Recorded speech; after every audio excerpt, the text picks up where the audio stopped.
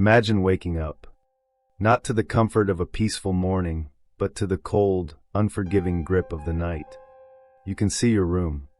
Every familiar object, every shadow, starkly outlined in the dimness.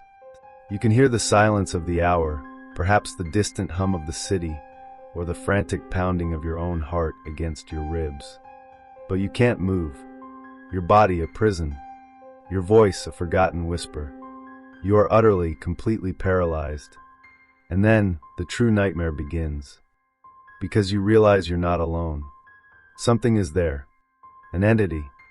A presence that defies logic, yet feels terrifyingly, brutally real.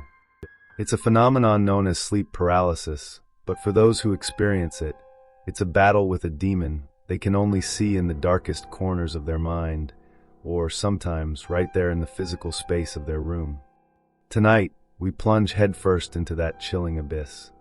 These aren't just folklore. These are 3 extended, deeply unsettling accounts from real people who have faced down these terrifying entities, these sleep paralysis demons. Each story is a prolonged journey into fear, where the line between consciousness and a living nightmare is obliterated. If you've ever felt that cold dread, if you've ever battled the unseen in the dead of night, knowing your body is utterly unresponsive, then hit that hype button below, please, because it's completely free, and it helps us share these disturbing truths and raise awareness about these chilling encounters. We'll journey into bedrooms transformed into battlegrounds, where the very air thickens with menace, and every shadow holds a sinister secret. These stories will not just make you question what truly happens when your body sleeps, but your mind is wide awake. They will redefine your understanding of personal vulnerability and the sheer terror of the unknown. So turn off the lights. Silence your notifications. Get comfortable if you dare. But maybe don't get too comfortable. Because tonight, we enter the realm where nightmares don't just happen in your head, they happen around you.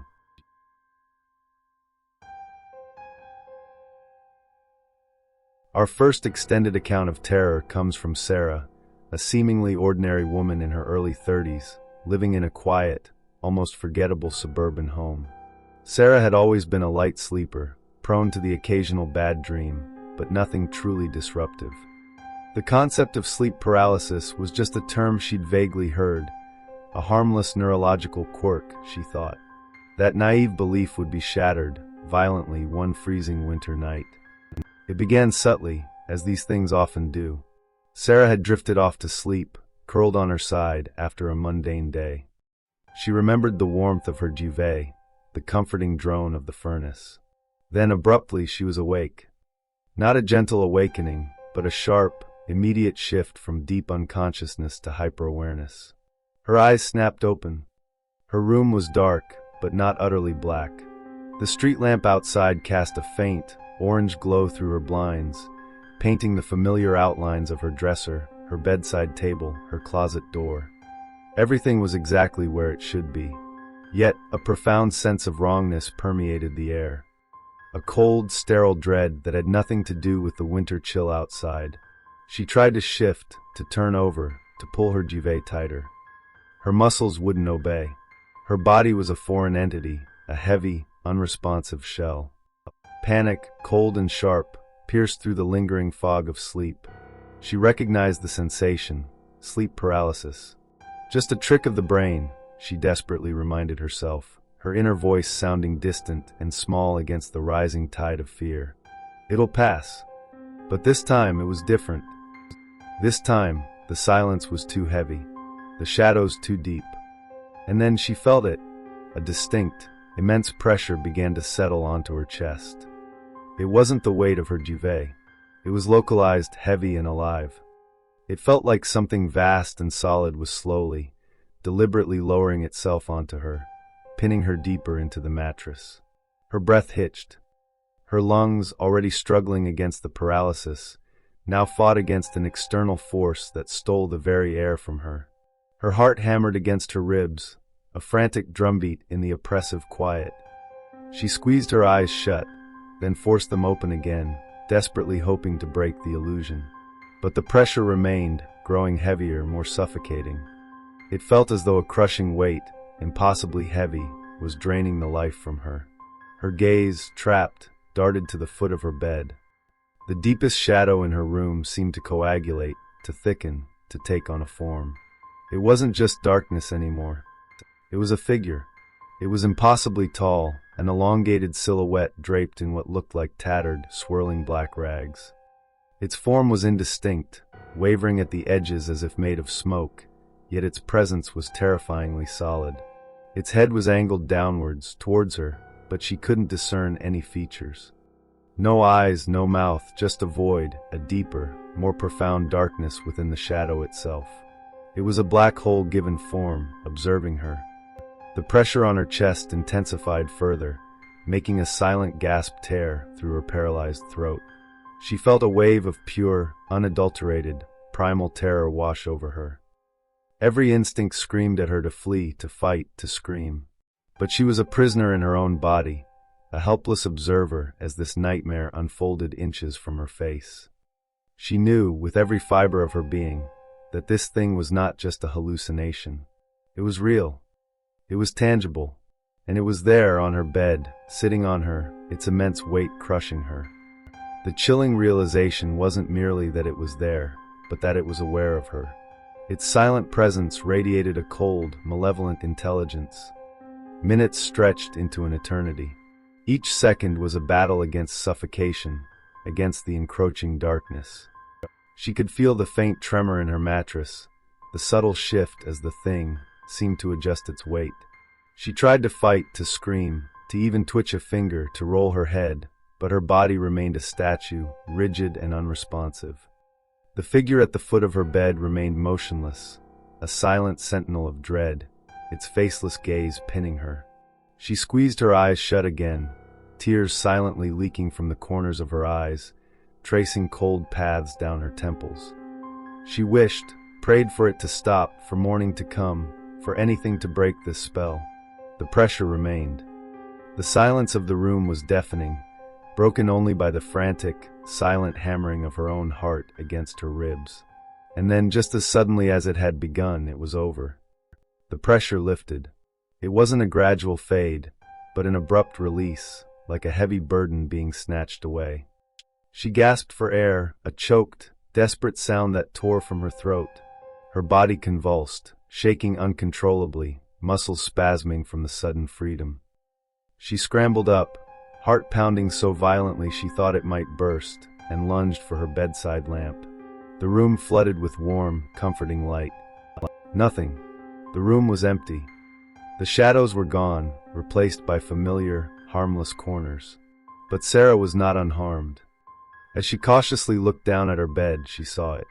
A deep, undeniable indentation on her mattress and duvet, right where the thing had been sitting. It was as if someone immensely heavy had just vacated the spot, leaving a ghostly imprint of its presence. She spent the rest of the night huddled in her living room, every light blazing, shaking uncontrollably. Sleep was impossible. The next day, she moved her bed against the opposite wall. She never slept on her back again. Sarah says that the experience fundamentally altered her perception of reality. She learned that some shadows aren't just an absence of light. They are entities. And every night, before she closes her eyes, she checks the foot of her bed. Not just once, but multiple times. Because the weight, the sheer, crushing malice of that presence felt too real to simply be a trick of the mind. And she knows deep down that it's waiting for the opportune moment, for the deepest shadow, for the perfect silence to return. Sarah's story of the weight on the chest is chilling. Have you ever felt a physical presence during sleep paralysis that left a lasting impression? Share your most vivid, unsettling experiences in the comments below. Your stories help us understand this terrifying phenomenon.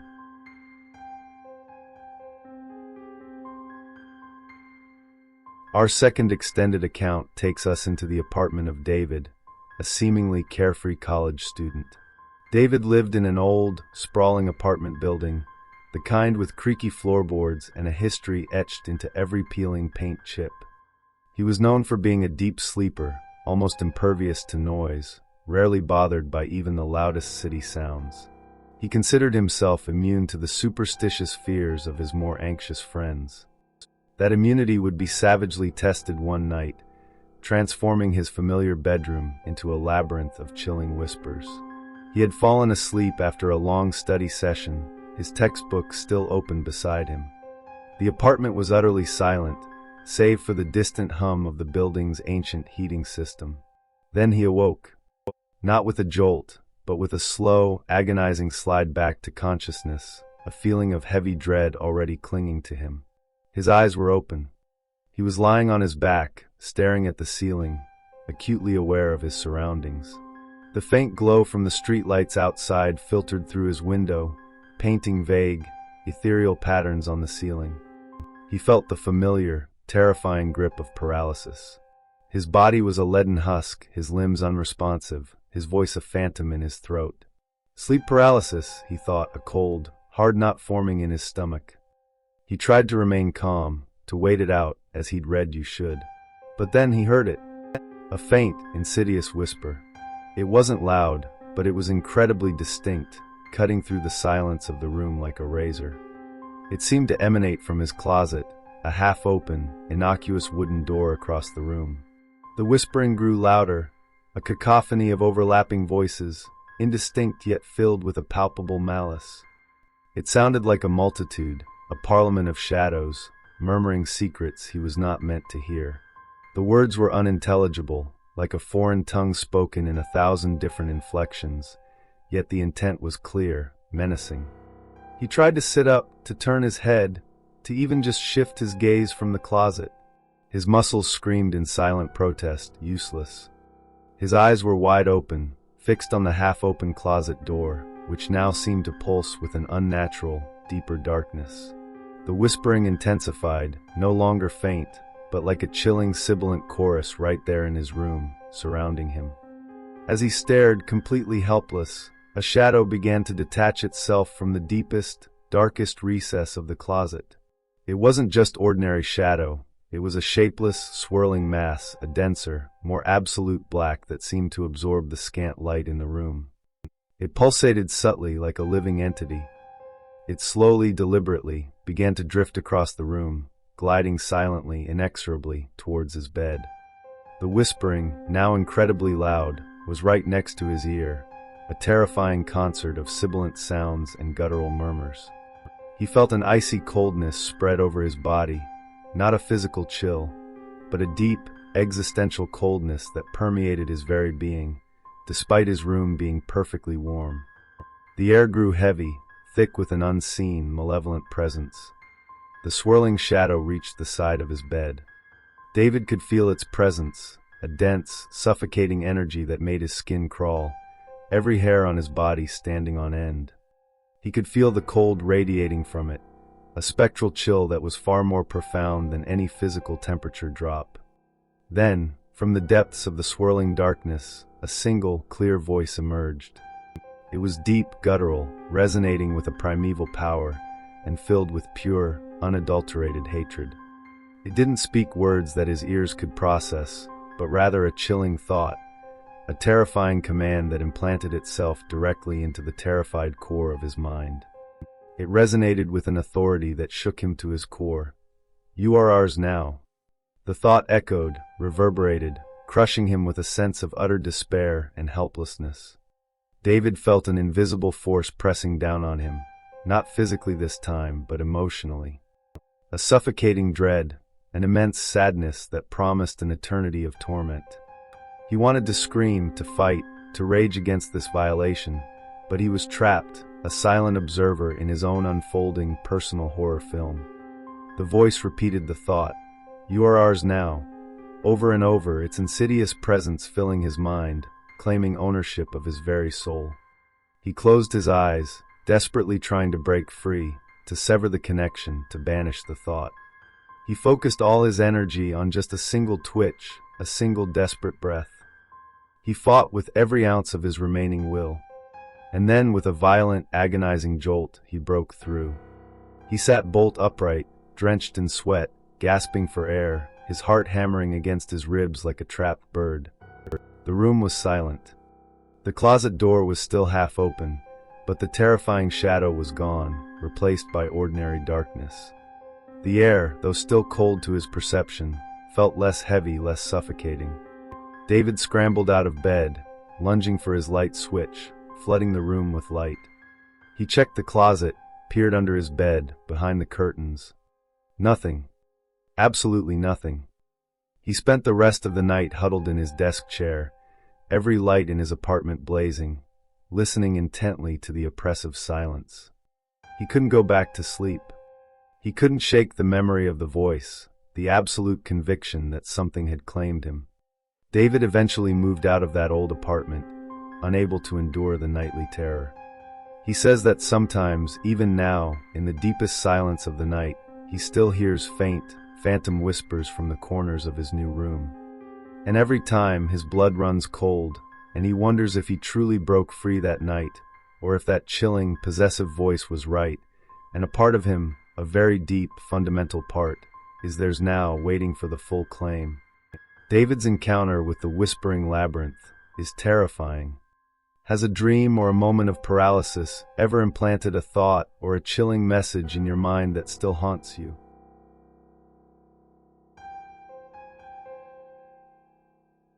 Our final, and perhaps most profoundly unsettling, story comes from Maria, a young artist living alone in a small, cozy apartment. Maria was known for her vibrant, imaginative spirit, a freethinker who channeled her energy into captivating paintings. However, her creative mind also made her prone to overthinking, especially when working late into the quiet hours of the night. But one fateful night, her usual artistic contemplation morphed into a chilling confrontation with an unwavering terror. She had been working on a new canvas until the early morning hours, finally collapsing into bed, exhausted. Her last coherent thought was the satisfying smell of oil paint. Then abruptly she was awake. Not a gentle transition, but an instant, jarring snap from deep sleep to full consciousness. Her body, however, refused to follow. She lay there, perfectly still, acutely aware of the now familiar paralysis that gripped her. A sigh of weary resignation escaped her mind. She had experienced sleep paralysis a few times before. Usually, it was a brief, disorienting moment, a feeling of being weighed down, quickly passing. She would simply ride it out, waiting for her body to wake up. Her eyes scanned her room. Everything seemed in its usual place. Her half-finished canvas on the easel, her scattered art supplies, the small bedside lamp emitting a soft, warm glow. Her window, looking out onto the quiet street, was just a rectangle of dull gray. Nothing seemed out of the ordinary. Just a typical episode, she tried to reassure herself, her inner voice a thin thread against the rising tide of unease.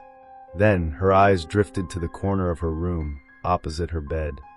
The corner where her old and used bookshelf stood. And she saw it. A figure. It was tall, impossibly thin, and perfectly, utterly still. It was just a deeper, more profound shadow against the already dim room, a black hole that seemed to absorb any ambient light. Yet, its outline was distinctly, horrifyingly human. It was standing there, completely motionless, just watching her. Maria's heart leaped into her throat, a frantic, desperate bird trapped in her chest. This wasn't a quick, fleeting glimpse or a vague, indistinct pressure. This was a sustained, unwavering, palpable presence. The figure had no discernible features, no face she could make out in the oppressive darkness, just an empty, featureless expanse where a face should be. But she felt its gaze. It was intensely focused on her, radiating a cold, malevolent curiosity that seemed to strip away her layers of self, dissecting her very essence. She tried desperately to close her eyes, to simply look away, to break this terrifying connection. But she couldn't. Her eyelids were locked open, forcing her to stare back at this silent, watchful entity in her room. The silence was absolute, unbroken by even the slightest creak of the old building. She wanted to scream, to cry, to even just blink, but she was trapped in a terrifying, one-sided staring contest with pure, unadulterated darkness given form. The minutes stretched into an eternity. Each second felt like an hour, each breath a struggle. The figure never moved. Not a twitch. Not a shift. Never blinked. Just watched. Maria felt an excruciating invasiveness, as if her soul was being meticulously examined, judged by this silent, unblinking observer.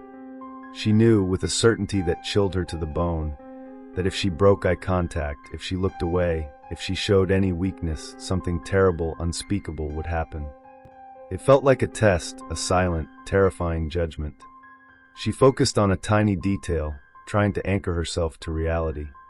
A faint, almost imperceptible shimmer around its edges, like heat haze, or something trying to solidify its unnatural form. It wasn't just a shadow, she realized with dawning horror. It was a void in the shape of a man, absorbing all light, all sound, all warmth, all hope. It felt like a tear in the fabric of her reality, and this thing had emerged from it. The silence was punctuated only by her own frantic, silent heartbeat reverberating in her ears. The weight of its gaze was immense, crushing. She felt a profound sense of helplessness, a realization that in this moment, she was utterly at its mercy. She closed her mind, trying to build a mental wall against its invasive presence, to deny its existence. But it stood there undeniable. Finally, just as she felt herself slipping into true despair, her body released. It was a violent, convulsive jolt. She sprang up, gasping for air, her entire body shaking uncontrollably, every nerve ending screaming. She scrambled for her phone, turning on its flashlight, and shined it directly at the corner. Nothing.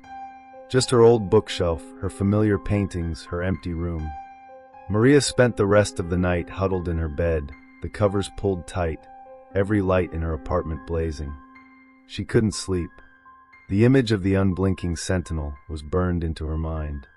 She eventually moved her bed to the opposite side of the room and installed a small, warm night light in that terrifying corner. She can't explain what she saw, or why it just stood there, watching her with such cold, malevolent intensity. But she knows one thing. Sometimes, when you're caught in the grip of sleep paralysis, you're not just fighting a neurological glitch or a trick of the brain. You're fighting for your soul against a silent, patient watcher from the shadows. And that watcher, she believes, is still there, patiently waiting for her to turn off the light.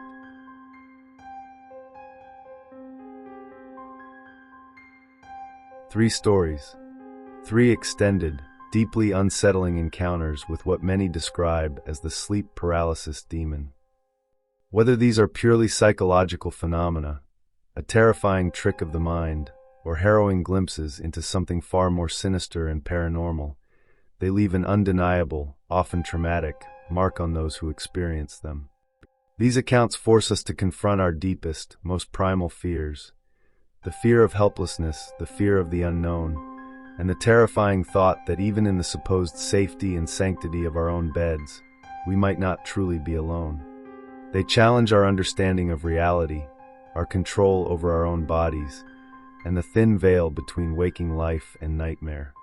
Which of these chilling stories made you pull your covers a little tighter, or check the corners of your room? Share your thoughts, and if you have your own extended, chilling sleep paralysis experience, tell us in detail in the comments below. And if these true tales of terror have left you with a lingering, unsettling chill, please, make sure you've hit that hype button and subscribe to the channel for more deep dives into the chilling, unexplained phenomena that surround us. Because the line between dream and reality is often far thinner and far more terrifying than we dare to imagine. Good night, and try to sleep tight.